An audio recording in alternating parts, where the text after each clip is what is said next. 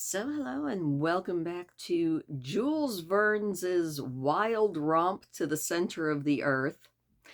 I'm really enjoying this book. Not even fibbing about that. I was not expecting to enjoy it this much, especially not like from chapter 1. I was like, this book is good. It's probably an internal bias on my part. A lot of times I think of historical books as being all style, no substance, maybe. Like very high toned, very atmospheric, but not really character driven. And that in part was sort of reinforced by like Dr. Jekyll and Mr. Hyde. It's not a terrible book, but it's more tone than engaging characters, I guess, at least for me. So to find that I'm deeply invested, especially in Axel's part of the story, is kind of refreshing. So we're going to be jumping back in and doing another 2 chapters of Journey to the Center of the Earth by Monsieur Jules Verne, who, despite the fact that I have taken, what, let's see, 7th grade, 8th grade, 9th grade, 10th grade, 11th grade. 5 years of French. You would think I would have a better French accent. I don't. I am not good at accents, even though sometimes I try them. So we're going to jump back in and we're going to see how this next section all plays out.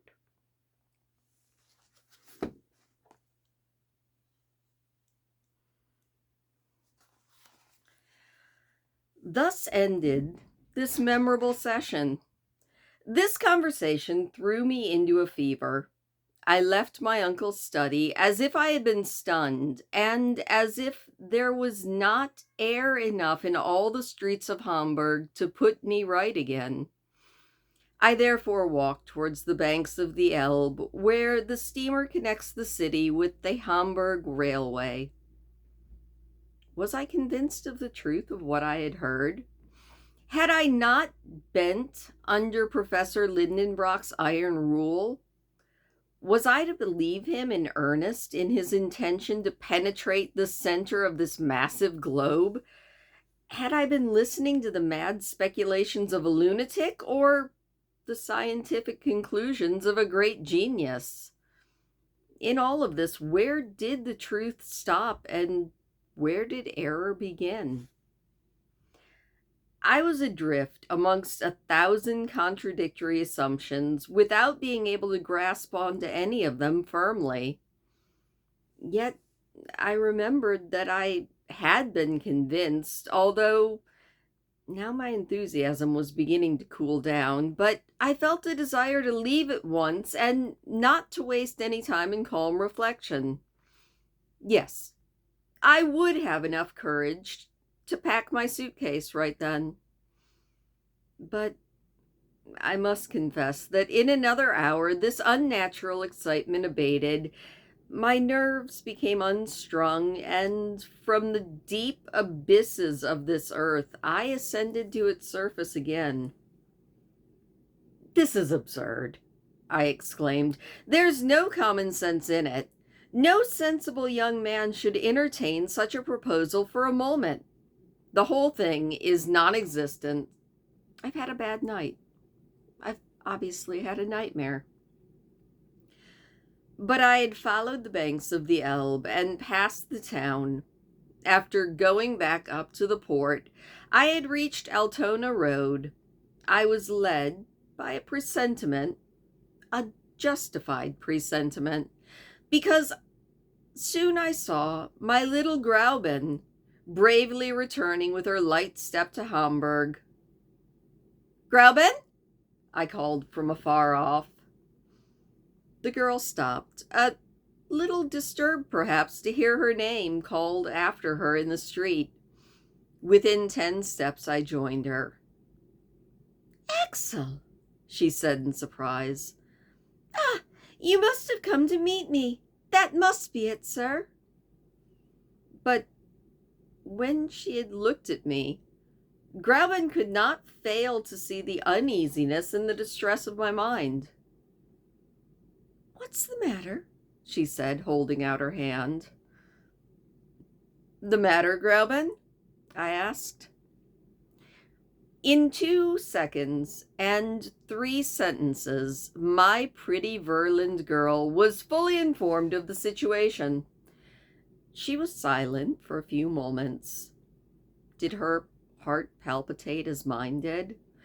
I don't know, but her hand did not tremble in mine. We went on 100 yards without speaking. "Axel," she said at last. "Yes, my dear Grauman?" "It'll be a beautiful journey." I leaped up at these words. "Yes, Axel, a journey worthy of the nephew of a scholar. It's a good thing for a man to be distinguished by some great enterprise." Wait, Grauman, won't you dissuade me from such an expedition?" "No, dear Axel, and I'd willingly go with you if a poor girl weren't a burden to you." "Is that true?" "Quite true." Women, girls, how incomprehensible are your feminine hearts.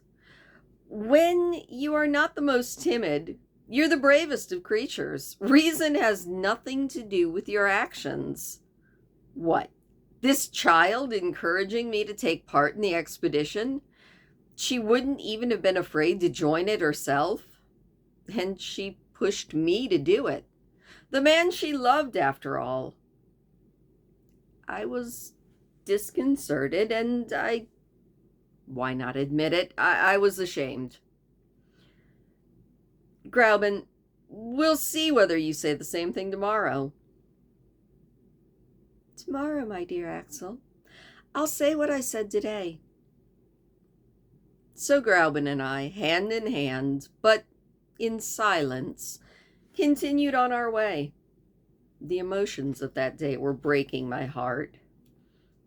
After all, I thought to myself, the kalends of July are still a long way off, and between now and then, many things can happen that will cure my uncle of his desire to travel underground.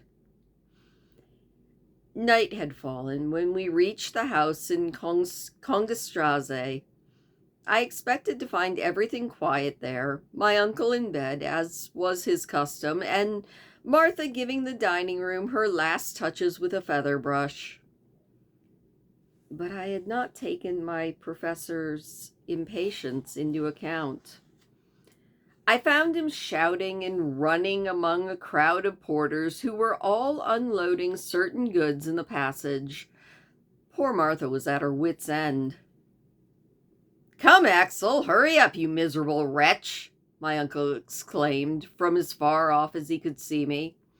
"Your suitcase isn't packed, and my papers aren't in order, and I can't find the key to my overnight bag, and my gaiters haven't arrived."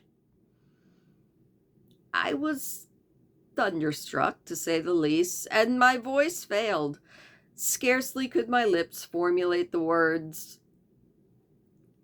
"So we're really going?" "Of course, you unfortunate boy, walking around instead of being here."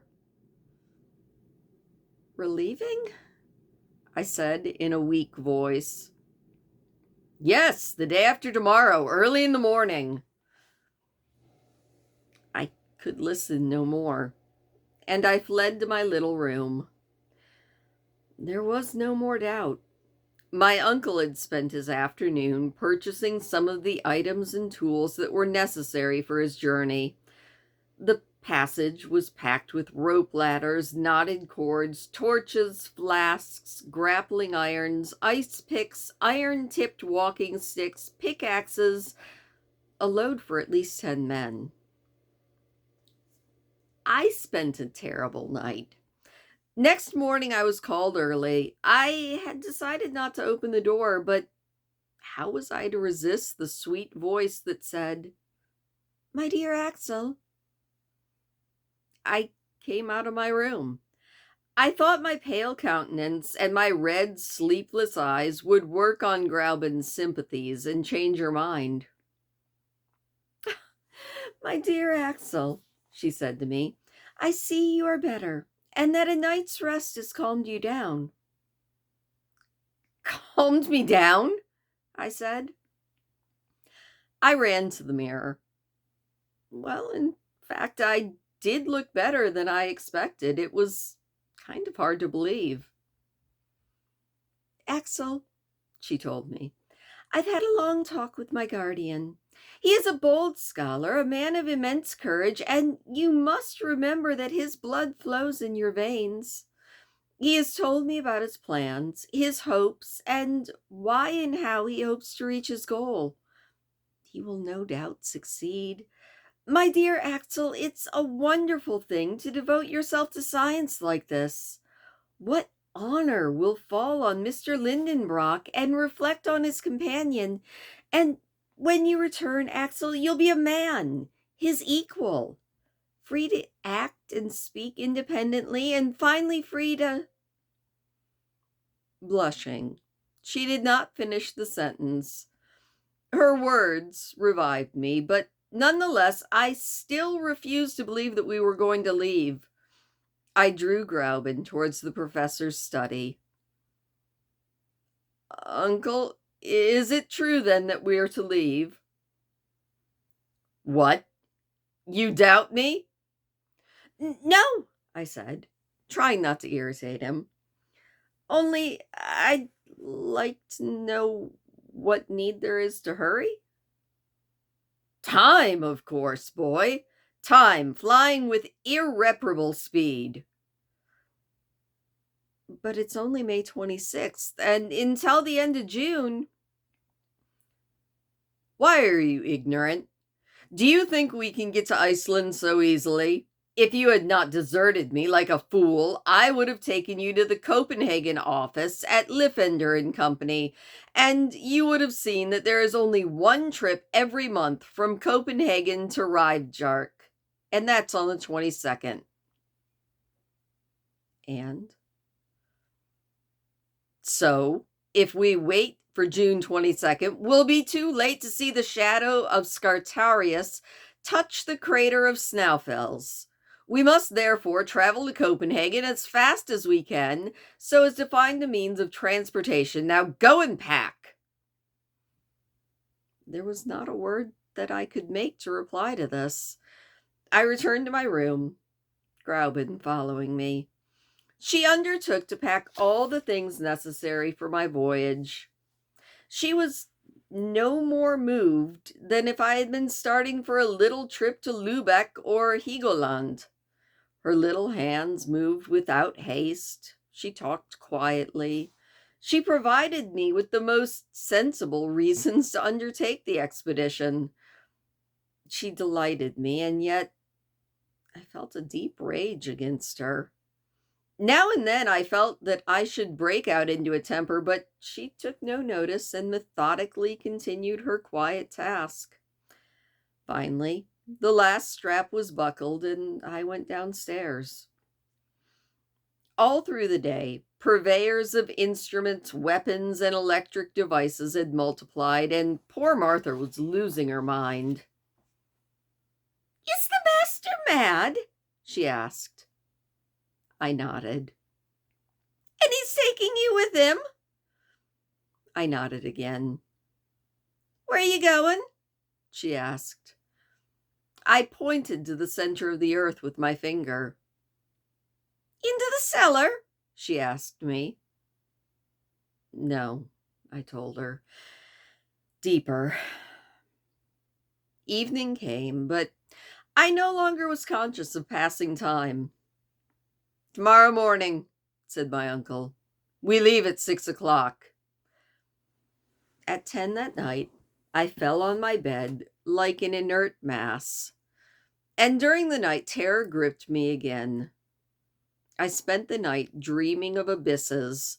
I was prey to delirium. I felt myself grasped by the professor's strong hand, dragged along, hurled down and sinking.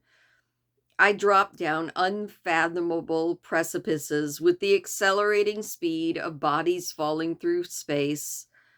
My life seemed to have become nothing but an endless fall.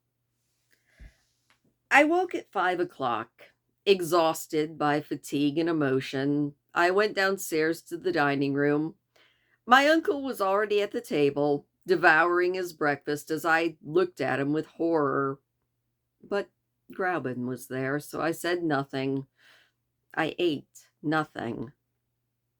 At 5:30, there was a rattle of wheels outside. A large carriage was there to take us to the Altona railway station, and it was soon loaded up with my uncle's packages. "Where's your suitcase?" he asked me. "It's ready," I said in a faltering voice. "Then hurry up and bring it down, or we'll miss the train." It was now manifestly impossible to struggle against destiny. I went up again to my room, and I rushed after him by letting my suitcase slide down the stairs. At that moment, my uncle was solemnly surrendering the reins of the house to Gräuben. My pretty Verlin girl maintained her usual calm. She kissed her guardian, but couldn't hold back a tear in brushing my cheek with her sweet lips. "Gräuben," I exclaimed. "Go, Axel," she said. "You're leaving your fiancé, but you'll find your wife when you return." I took her into my arms, and then I seated myself in the carriage. Martha and the girl, standing at the door, waved their last farewell, and then the horses, roused by the driver's whistle, ran off at a gallop along the road to Altona. And that is the end of chapter 7. I honestly, I'm kind of with Axel. I would be like, wait, we have to leave now? Can I have some more time to get used to this, or maybe for something great to happen? I like it though. I'm going to grab a drink and be right back. And now on to chapter 8 of Journey to the Center of the Earth by Jules Verne. Altona, a real suburb of Hamburg, is the terminus of the Kiel Railway, which was supposed to carry us to the Belts. In 20 minutes, we were in Holstein. At 6:30, the carriage stopped at the station. My uncle's numerous packages, his voluminous travel items, were all unloaded, transported, weighed, labeled, and then loaded into the luggage car. And by 7, we sat facing each other in our compartment. The whistle started. The engine moved. We were off. Was I resigned? Not yet. But the cool morning air and the scenes on the road rapidly changing due to the speed of the train distracted me from my worries. As for the professor's reflections, they obviously overtook this slow conveyance with his impatience. We were alone in the carriage, but we sat in silence. My uncle examined all of his pockets and his traveling bag with minute care. I saw that indeed none of the items necessary for the realization of his great project were missing. Among other documents, a carefully folded sheet of paper bore the letterhead of the Danish consulate with the signature of Mr. Christensen, a consul in Hamburg and a friend of the professor's, which should make it easy for us to obtain letters of reference for the governor of Iceland in Copenhagen. I also observed the famous document, hidden carefully in the most secret pocket of my uncle's portfolio. I cursed it from the bottom of my heart and studied the landscape yet again. It was a vast series of uninteresting, monotonous, loamy, fertile flats, a very favorable landscape for the construction of railways, suitable for the straight lines so beloved by railway companies. But I had no time to get tired of this monotony because in 3 hours we stopped at Kiel, which was close to the sea. As our luggage was checked through to Copenhagen, we did not have to look after it, but nonetheless, the professor kept a cautious eye on it while it was being taken to the steamer, and there it disappeared into the hold. In his haste, my uncle had so well calculated the connection between the train and the steamer that we had an entire day to kill. The steamer, Eleonora, would not leave until night. Hence a 9-hour fever, during which the irascible traveler sent the steamboat and of the railway administrators straight to the devil, as well as to the governments that tolerated any such abuses.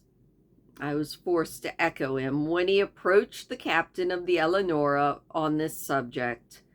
He wanted to force the man to heat up the engines without wasting even a moment, and the captain dismissed him summarily.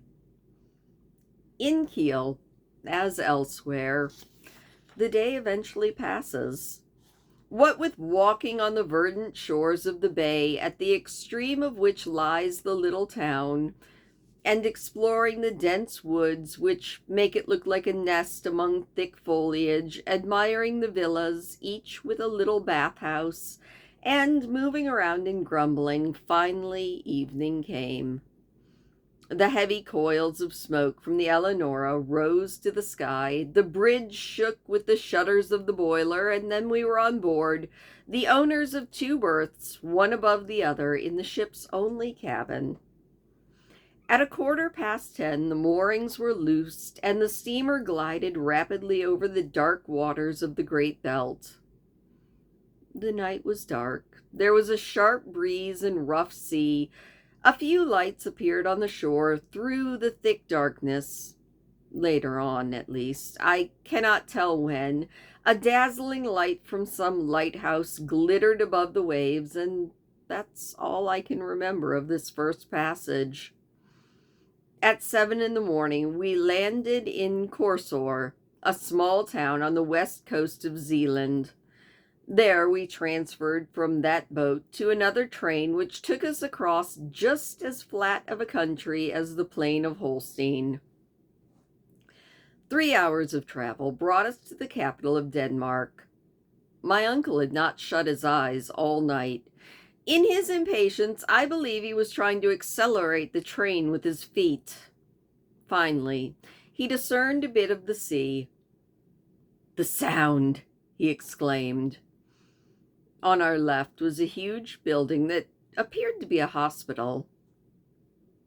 "That's a lunatic asylum," said one of our traveling companions. "Ah, very good," I thought. "Just the place where we should spend the rest of our days. And large though it is, it doesn't look like it's big enough to contain all of the professor's madness." But we went on, and at 10 in the morning at last we set foot in Copenhagen. The luggage was loaded onto a carriage and taken to the Hotel Phoenix in Bellegarde along with us. This took half an hour because the station is outside of town. Then my uncle, after refreshing himself quickly, dragged me along with him. The porter at the hotel could speak German and English, but the professor, as a polyglot, questioned him in quite good Danish, and it was the same language that this individual directed him to the Museum of Northern Antiquities.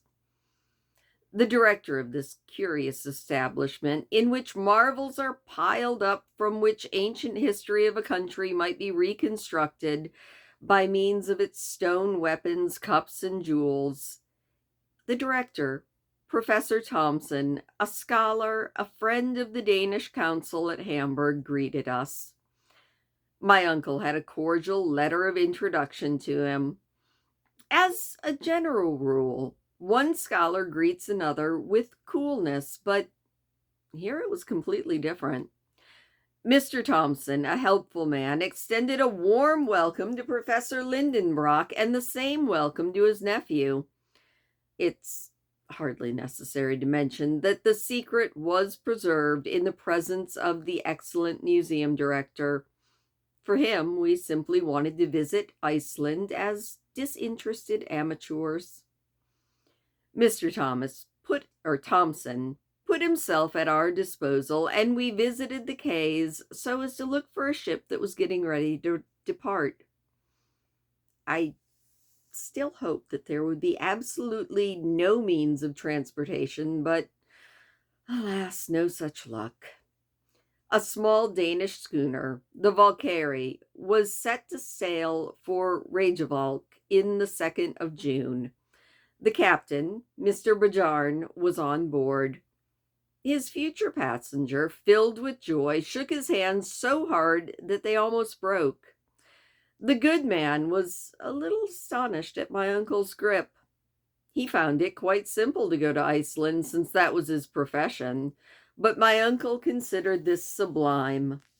The worthy captain took advantage of this enthusiasm to charge us double for our passage, but we didn't trouble ourselves about such trifles. "Be on board Tuesday at 7 in the morning," said Captain Bajarn, after having pocketed a considerable amount of money.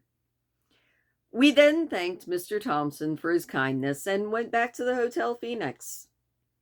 "It's going well, it's going well," my uncle said.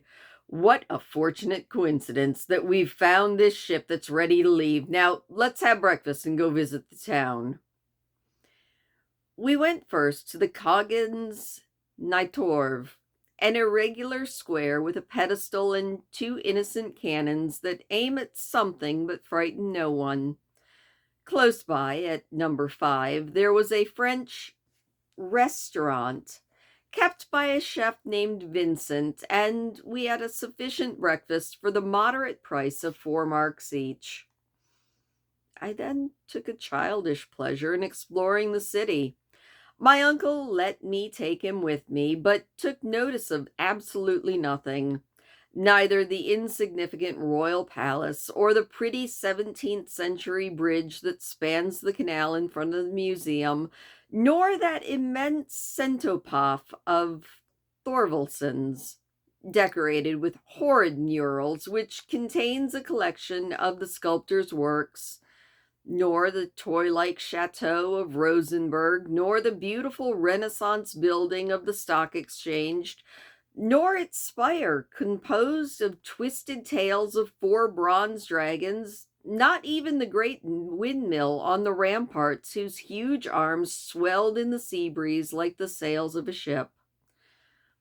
What delicious walks we would have taken together, my pretty Verland girl and I, along the harbor where the double-deckers and the frigates slept peaceably under their red roofing, along the green banks of the strait, through the deep shades of the trees amongst which the fort is half concealed, where the cannons thrust their black necks between the branches of alder and willow.